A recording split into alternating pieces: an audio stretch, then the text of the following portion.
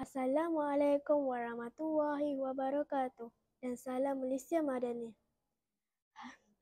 Hari ini saya akan membicara buku yang bertajuk Orang Alim dan Anaknya.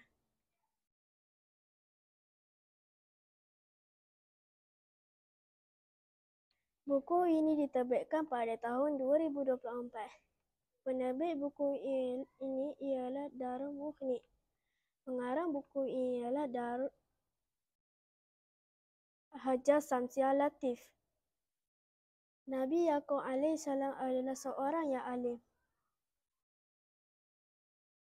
Baginda dan keluarganya tinggal di Kanaan, kira-kira 30 batu di utara Baitul Muqaddis. Baginda mempunyai 12 orang anak lelaki. Yusuf AS adalah anak kedua termuda di antara mereka.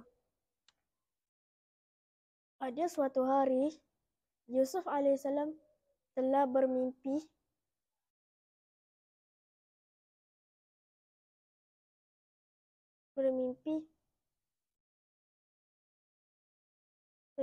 tentang yang luar biasa.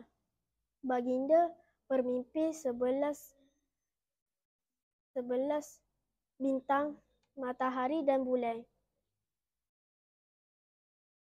Apabila Nabi Yaqub AS mendengar tentang mimpi itu, Nabi Yaqub AS menyadari bahawa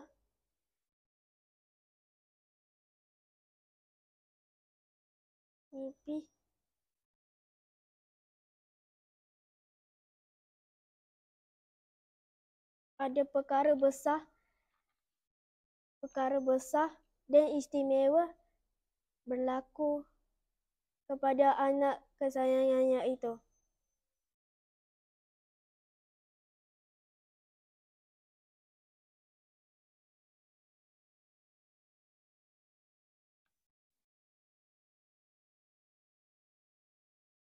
Mereka sangat iri hati dengan hati kasih bapa dengan merancang untuk membunuhnya. Pada suatu hari, mereka berpura-pura untuk membawa Yusuf AS pergi berkelah.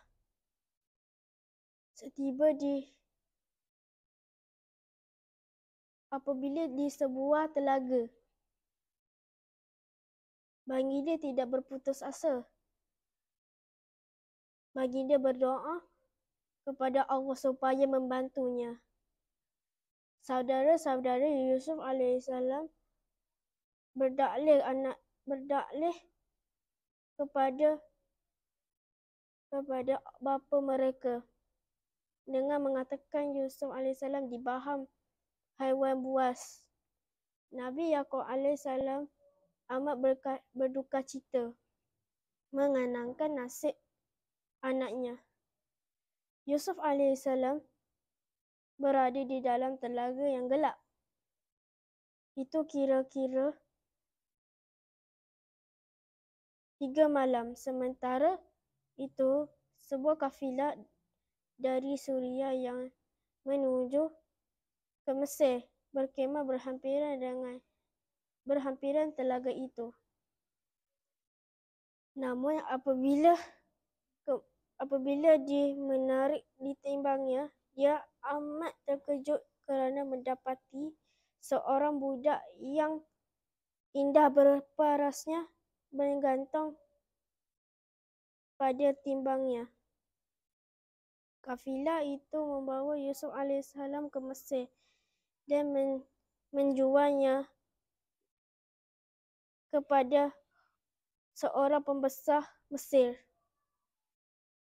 yang bernama Aziz.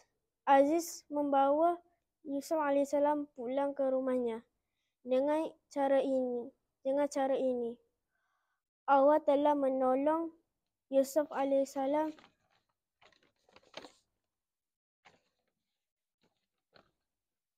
dengan membawa baginda dari kampung yang terpencil ke kota yang amat maju. pada waktu itu.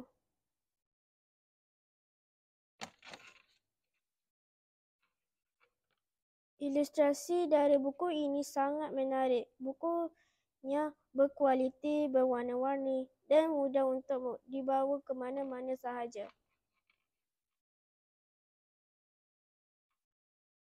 Kosakata dalam buku ini sangat bagus. Senang untuk murid seperti saya memahami cerita tersebut.